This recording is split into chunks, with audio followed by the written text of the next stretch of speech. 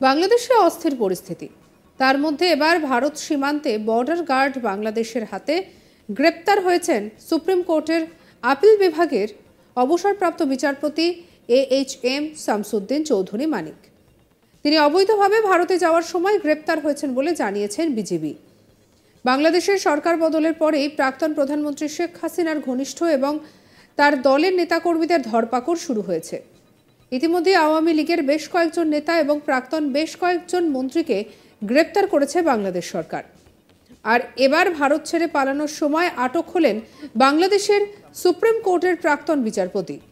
বাংলাদেশের সীমান্ত রক্ষীরা ভারত সীমান্তের কাছে সুপ্রিম কোর্টের প্রাক্তন বিচারপতি শামসুদ্দিন চৌধুরী মানিককে আটক করা হয়। সিলেটে তাকে আটক করা হয়েছে। প্রকাশ্যে এসেছে শামসুদ্দিনকে বিজেপির জিজ্ঞাসাবাদের ভিডিও। জানা গিয়েছে তিনি সীমান্ত পেরিয়ে ভারতে ঢুকেছিলেন। বিজেপির কাছে শামসুদ্দিন দাবি করেছেন যে লুটপাটের শিকার হয়েছেন তিনি। আটক হওয়ার সময় তার কাছ থেকে 40,000 টাকা পাওয়া যায়, এমনটাও খবর।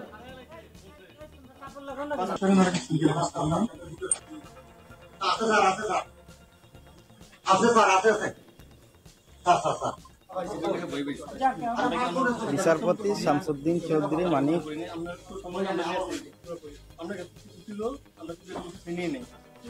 আচ্ছা ঠিক আছে, ওকে, কোনো সমস্যা হলে বলবেন। আমরা কি পালানো হবে না, ঠিক আছে? পালান কেন? কেউ মারবো না, কেউ মারবে না। বইবেন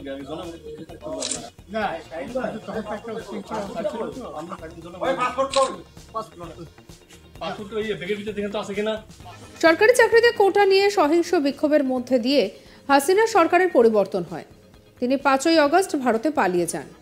এর আগে জুলাইয়ের মাঝামাঝি থেকে সরকার বিরোধী বিক্ষোভে 500 জনের বেশি মানুষ নিহত হয়েছিলেন।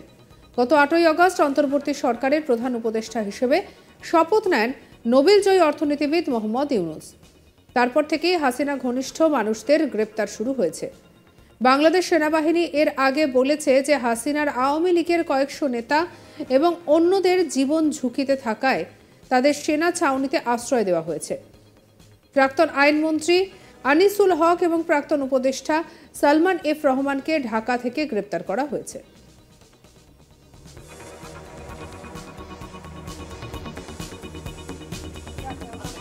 বিচারপতি শামসুদ্দিন চৌধুরী মানিক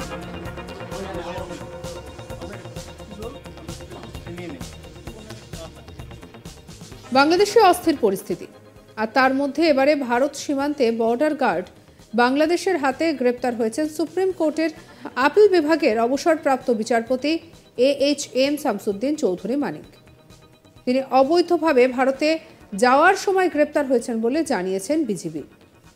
বাংলাদেশ সরকার বদলের পরেই প্রাক্তন প্রধানমন্ত্রী শেখ হাসিনার ঘনিষ্ঠ এবং তার দলের নেতাকর্মীদের ধরপাকড় শুরু করা হয়েছে।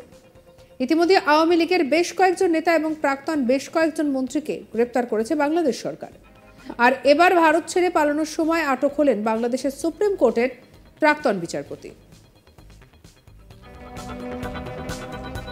বিচারপতি শামসুদ্দিন চৌধুরী মানিক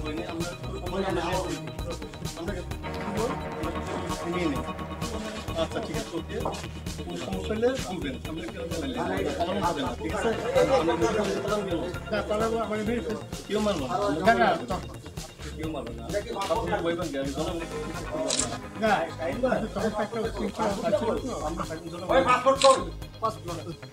পাসপোর্ট ব্যাগের ভিতরে দেখেন তো আছে কিনা। পাসপোর্ট ওইটা নিয়ে আমি ই করতেছি নাকি? পাসপোর্ট তো হারাই লাগছে বলছে।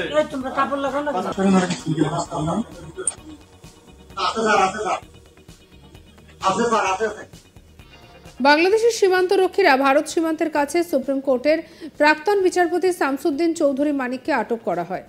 সিলেটে তাকে আটক করা হয়েছে। প্রকাশ্যে এসেছে শামসুদ্দিনকে বিজেপির জিজ্ঞাসাবাদের ভিডিও। জানা গিয়েছে তিনি সীমান্ত পেরিয়ে ভারতে ঢুকেছিলেন। বিজেপির কাছে শামসুদ্দিন দাবি করেছেন লুটপাটের শিকার হয়েছেন বলেও দাবি করেন।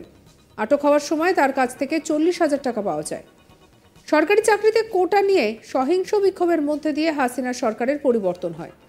তিনি 5ই আগস্ট ভারতে পালিয়ে যান। আর এর আগে জুলাইয়ের মাঝামাঝি থেকে সরকার বিরোধী বিক্ষোভে 500 জনের বেশি মানুষ নিহত হয়েছিলেন।